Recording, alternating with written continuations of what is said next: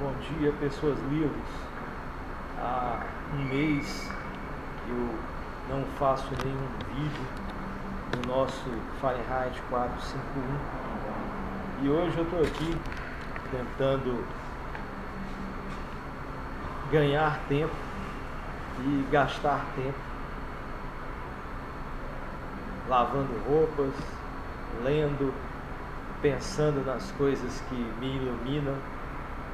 E aí eu vou hoje fazer essa leitura rápida com vocês de uma parte do Fahrenheit 451, mas ao mesmo tempo eu pensei aqui, enquanto eu lia Fahrenheit 451, e eu precisava da lanterna do meu celular. Eu fiquei, poxa, por que a luz branca não me permite ler coisas escritas de um modo fácil? Por que eu tenho dificuldade para ler com a luz branca? E eu fiquei pensando aqui, será que essa luz branca que povoa as cidades, em casas, em ruas, em todos os lugares, né, que a gente habita, que a gente mora, são propositais? Elas servem para prejudicar a nossa leitura de textos em papel e nos fixarmos única e exclusivamente em leituras feitas em telas? E eu pensando aqui, talvez isso faça algum sentido, né?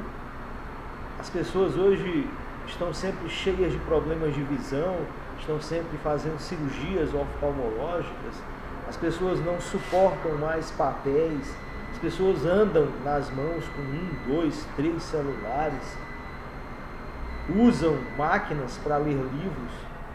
Os livros de papel realmente estão desaparecendo, como acontece em Fahrenheit 451, que é, né, a nossa leitura de hoje.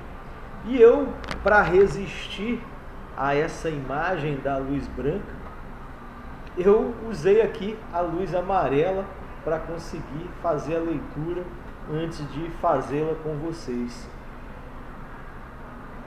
E um dos detalhes, né, dessa nossa leitura de hoje é que o Montag ele recorre à lembrança de ter encontrado o professor Faber, aquele professor de inglês que estava aposentado, mas de certo modo ele foi forçado, né, a largar a universidade por falta de alunos, por falta de interesse das pessoas ao estudo, por falta de investimento na continuidade das universidades. Tudo isso aconteceu no mundo do Montag em Fahrenheit 451. E o Montag, né, naquela cena que eu li anteriormente, ele encontra o professor Faber com um livrinho de poesia no bolso. Opa, eu acabei de bater aqui no meu broche da árvore penteada, né? A capa do meu livro. Encontrei esse brochinho nessa viagem que eu fiz, né? Fecha parênteses, só porque bati nele, quis contar para vocês. Então, o Montag lembra desse professor que está com um livrinho de poesia escondido no casaco e que fica morto de medo que ele tome os seus livros e o prenda, né? Mas eles acabam tendo uma boa conversa, como nós vimos no vídeo anterior. E o Montag lembra dele porque ele consta no caderno de busca dos bombeiros. Mas o Montag, como ele está preocupado com o desaparecimento dos livros agora, né, como a gente viu na leitura anterior, ele resolve usar o telefone que existe do professor Faber nessa lista dos bombeiros para ligar para o professor Faber. E aí pergunta ao professor Faber se ele sabe de alguns exemplares de livros que podem desaparecer, se ele sabe se esses livros ainda existem. E aí ele pergunta, o senhor sabe quantos exemplares da Bíblia restam neste país? O senhor sabe quantos exemplares de Shakespeare, de Platão, existem nesse país? O senhor sabe quantos exemplares de Jefferson existem nesse país? Do senhor Thoreau? Esse senhor é muito importante, né? Eu acho que é uma leitura que a gente precisa fazer. Não sei se eu consigo lembrar o nome do livro, mas tem a ver com desobediência social. É algo desse tipo. Depois eu vou recorrer à biblioteca para tentar achar esse livro do Thoreau, que é importante a gente ler. Ou desobediência intelectual. Bom, um tema, desobediência civil. Um espírito aqui me soprou esse achado, né? Então, do Thoreau é importante a gente ler Desobediência Civil. Quem quiser já pode se antecipar, né? E lendo o Thoreau, isso é fundamental. E o Montag quer saber, né? Onde estão essas obras? Muito bem. E o professor Faber fica meio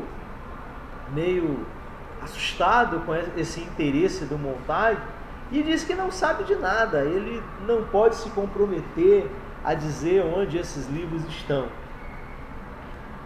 E o Montag, né, depois dessa abordagem, né, dessa tentativa de saber o destino dessas obras, e que o professor Faber não conta, desliga o telefone, porque logo em seguida chega o capitão Beat, né, o chefe do Montag, e aí acontece uma fala muito importante, muito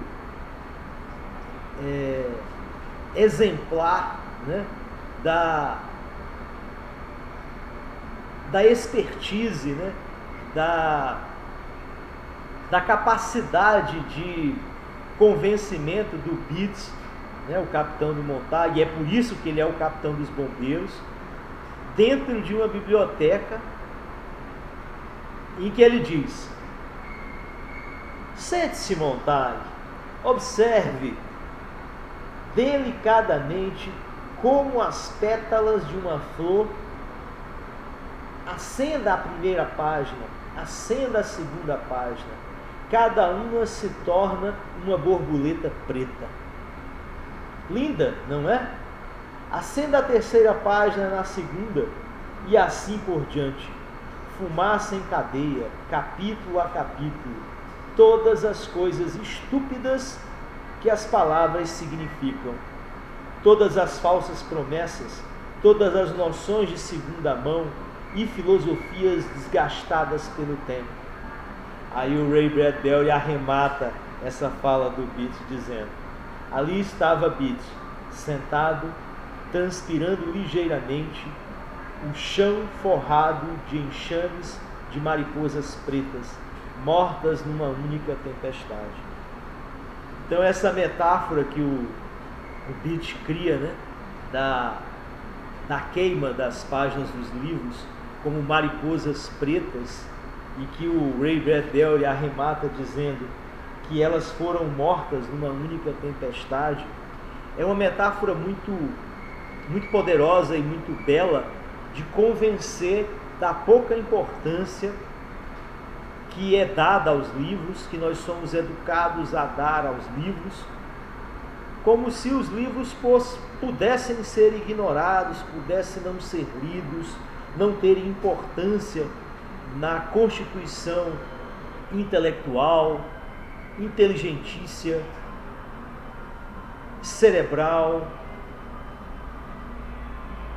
de força de caráter, de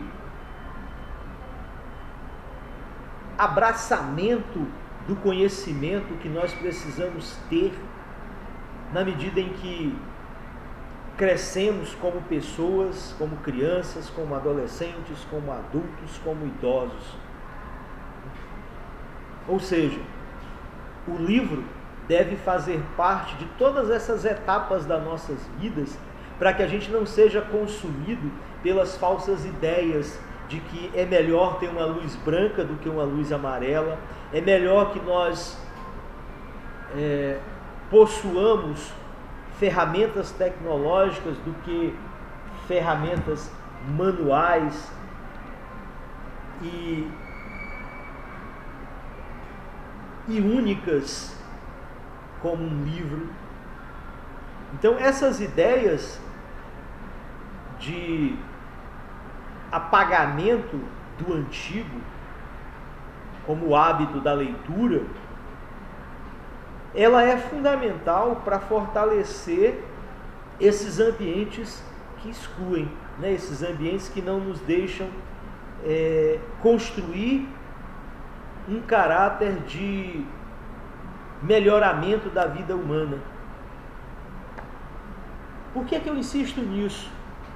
Eu insisto nisso porque só faz sentido a nossa vida, né? Só faz sentido a nossa existência se nós formos capazes de conservar as vidas que estão ao nosso redor, né? Por que eu tenho que ter uma profissão que valorize exclusivamente o enriquecimento material da minha vida? Por que eu tenho que enriquecer materialmente se uma das maiores fortunas que todas as humanidades tiveram foi justamente o conhecimento acumulado mentalmente, né? E não o conhecimento de riquezas, não o crescimento material. O crescimento material sempre trouxe exclusão, escravização, reforçamento de preconceitos de todos os tipos, né? Principalmente em relação aos povos antigos, primitivos, né? Nós tornamos a palavra primitiva como uma coisa ruim. São muitas coisas a serem pensadas, né? Mas essa cena nos mostra claramente como é fácil seduzir com uma metáfora, como a metáfora da borboleta negra, né? A metáfora da borboleta, não da borboleta, né? Da mariposa preta. E aí cabe aí, né, até uma parte que diz respeito a essa ojeriza, a esse ódio, né, que existe racial, né, em todo o mundo, né, em todas as nações, principalmente no que diz respeito ao homem escravizado, né? E esse homem escravizado, na sua grande maioria, foi o homem negro, foi a mulher negra. Isso que trouxe um sofrimento enorme para milhares e milhares de pessoas africanas. Hoje, né, depois dessa invasão dos mais diferentes territórios mundiais, né, trouxe também sofrimento para os povos primitivos desses outros lugares, né, os povos indígenas, os povos ciganos.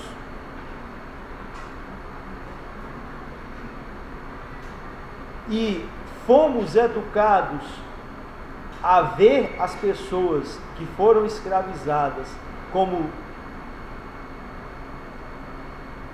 pessoas que deveriam ser realmente excluídas sempre.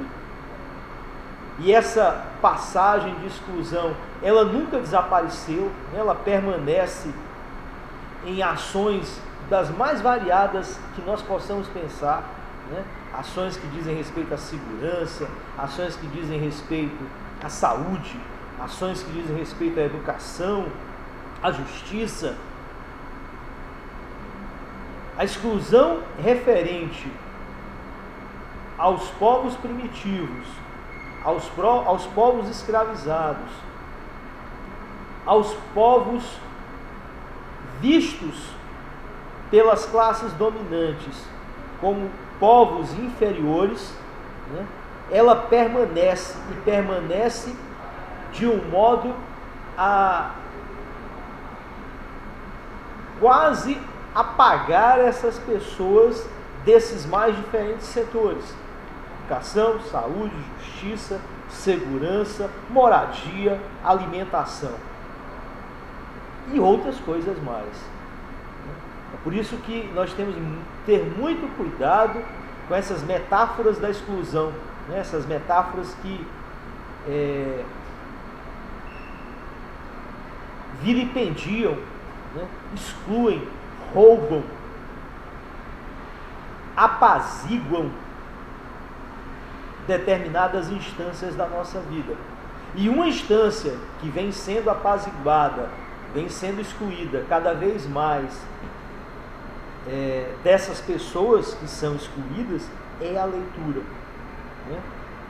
Nós estamos começando a nos satisfazer com as leituras que são indicadas e dadas e tomadas única e exclusivamente pelo fenômeno tecnológico. Muito bem, após essa fala do capitão, nós vemos no livro que o Montag se prepara para escancarar sua vontade de leitura agora com as amigas de sua esposa. E isso torna a situação muito delicada para ele e a esposa, porque a esposa está totalmente conduzida pelo mundo da imagem televisiva. As pessoas que a amam são as pessoas da televisão, o palhaço branco e tantos outros personagens da televisão que ela assiste. E o Montag se prepara para receber as suas amigas num evento televisivo na sua casa e conduzi-las a uma leitura, conduzi-las a convencê-las de que ler é importante. Ficamos por aqui no vídeo de hoje. Coisas 1000, né? Coisas a valer para serem pensadas e lidas, e que nós não podemos deixar de pensar nisso. Forte abraço a todas e a todos. Essa foi a leitura de hoje. Curtam, compartilhem, se inscrevam e até a próxima, pessoal. Forte abraço.